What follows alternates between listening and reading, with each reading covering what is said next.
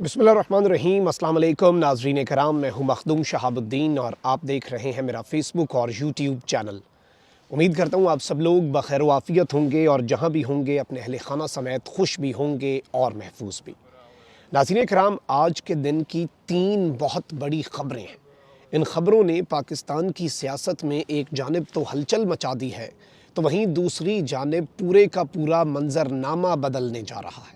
आज़म सवाती के हवाले से पीटीआई की सुनी गई है, शहबाज गिल के हवाले से बहुत बड़ी ख़बर सामने आई है, जबकि दूसरी जानिब इम्पोर्टेड सरकार के लिए मुसीबतें और परेशानियाँ इस वक्त कम होने के बजाय बढ़ती जा रही हैं। एक जानिब कौमी सलामती कमेटी का इजलास जुमे को बुलाया गया, दोबारा तलब कर लिया गया है। आज ये इजलास होना है और इस इजलास में मईशत पर बहुत सी बातें होनी हैं, बहुत से फैसले लिए जाने हैं। लेकिन इससे पहले इमरान खान की रिजर्वेशंस, क्योंकि इमरान खान कुछ बातें कर चुके हैं। जनरल आसिम मुनीर जो हैं, उन्होंने बाज़ाब्ता तौर पर पिछले साल के आखिरी दिन और न्यू ईयर नाइट पर ये एक तरह से आईएसपीआर ने प्रेस रिलीज़ जारी किया, जिसमें उन्होंने कहा कि मीसाक़े मईशत और दहशतगर्दी के ख़िलाफ़ फ़ैसला कुन जंग में पूरी कौम का कंसेंसस चाहिए। पूरी कौम और तमाम stakeholders, political stakeholders जो हैं, वो एक पेज पर होने चाहिए। इसका जवाब फिर कल आ गया। साल का पहला दिन था, खान साहब ने जनरल बाजवा पर उसी तरह से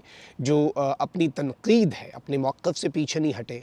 इसके साथ ही साथ ये भी कह दिया कि एस्टैब्लिशमेंट में टॉप का शख्स ही सब कुछ होता है, लेकिन आज भी एस्टैब्लिशमेंट में बाजवा डॉक्ट्राइन चल रहा है। यानी ये एक सीधा सीधा मैसेज है कि ये कैसे हो सकता है कि हमें चीज़ें होती हुई नज़र ना आए।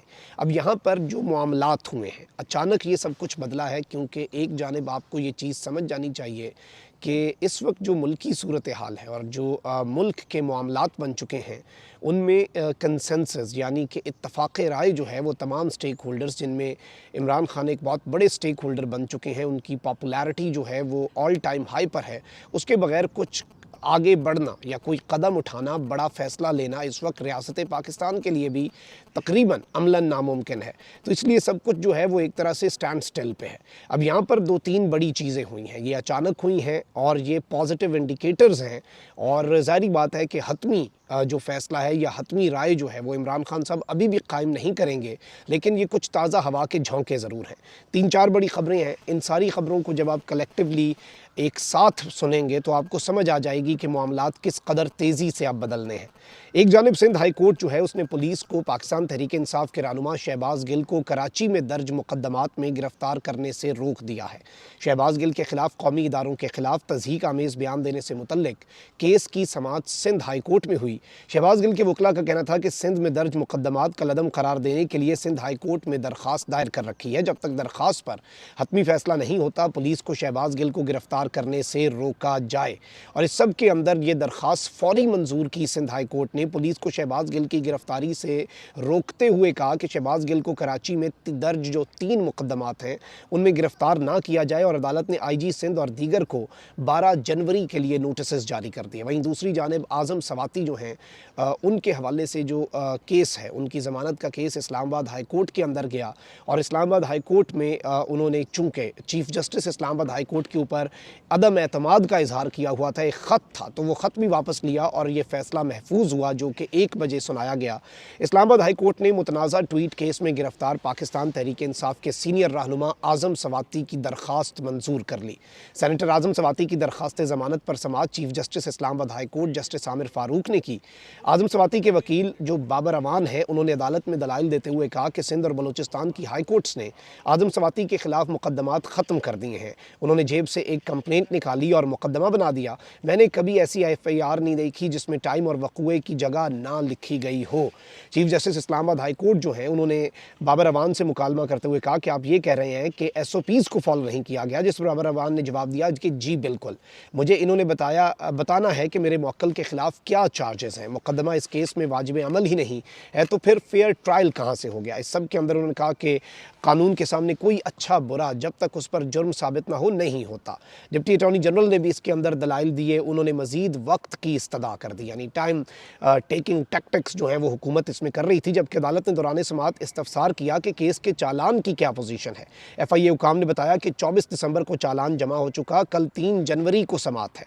इस सब के ऊपर मैं आपको ये बता दूं कि اسلام آباد ہائی کورٹ نے FIA حکام سے مکالمہ کرتے ہوئے کہا کہ آپ نے پہلے خود ہی جسمانی ریمانڈ ختم کیا، کیا کوئی ٹیمپرنگ کا چانس ہے؟ اس پر دیگر تمام تر چیزیں بھی ہوئی ہیں۔ عدالت نے اعظم سواتی کے وکیل سے استفسار کیا کہ جرم دوبارہ ہونے کا بتا دیں، جس پر دوران دلائل بابر اعوان نے حبیب جالب کے شعر کا سہارا لیتے ہوئے کہا کہ ظلم رہے اور امن بھی ہو، کیا ممکن ہے تم ہی کہو۔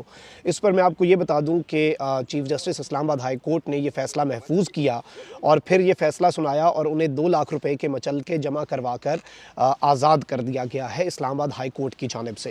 وہیں دوسری جانب الیکشن کمیشن جو ہے اس کے خلاف بھی کپتان نے محاذ سنبھال لیا ہے۔ کپتان اس وقت کسی قسم کا کوئی کمپرومائز کرنے کے لیے تیار نہیں ہے، چاہے وہ مقتدر حلقوں کے ساتھ تعلقات ہوں، معاملات ہوں، الیکشن کمیشن کا معاملہ ہو یا کسی بھی چیز پر۔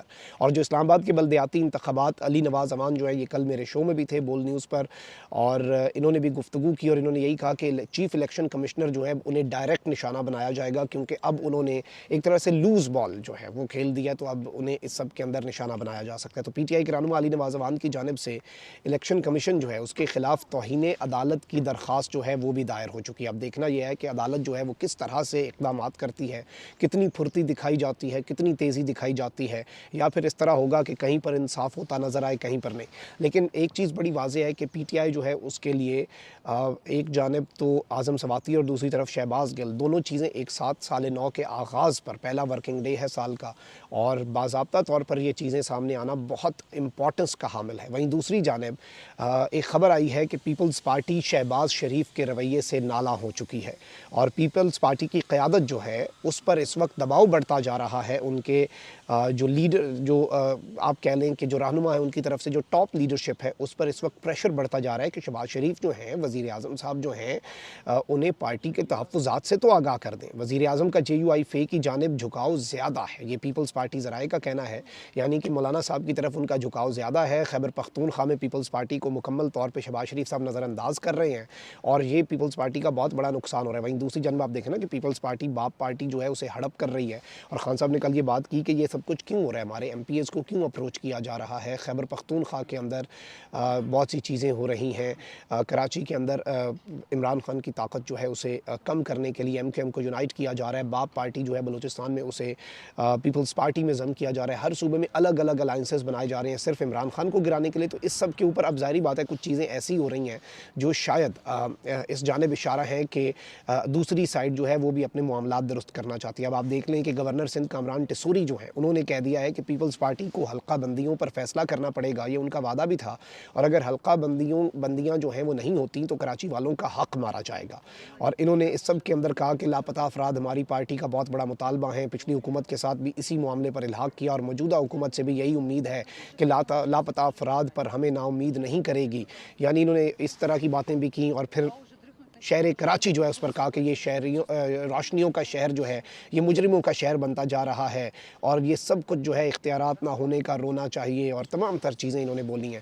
تو ایک طرح سے پیپلز پارٹی کو یہ الٹیمیٹم دے رہے ہیں، وہیں پیپلز پارٹی جو ہے وہ شہباز شریف کو الٹیمیٹم دے رہی ہے، اور یہ سب آپس میں اس وقت لڑتے جا رہے ہیں۔ اقتدار کی جنگ ہے، اور اس اقتدار کی جنگ میں انہیں کوئی سمجھ نہیں آ رہی کہ کس جانب جانا ہے، کیا کرنا ہے۔ لیکن اس سب میں جو خبریں آ رہی ہیں، ایک جانب ان کی آپسی لڑائیوں کی، تو وہیں دوسری جانب PTI جو ہے اس کے لیے ریلیف جو ہے ایک طرح سے جو کہ سب کو کسی کو سمجھ نہیں آ رہی تھی نا، نیا سیٹ اپ اگر ہے تو پھر وہ پچھلے سیٹ اپ کی باقیات ختم ہوتی ہوئی نظر آئے نا، تو یہ بڑی امپورٹنٹ چیز ہے۔ کامنٹ سیکشن میں رائے کا اظہار ضرور کریں، اپنا بہت زیادہ خیال رکھیں۔ اللہ نگہبان پاکستان۔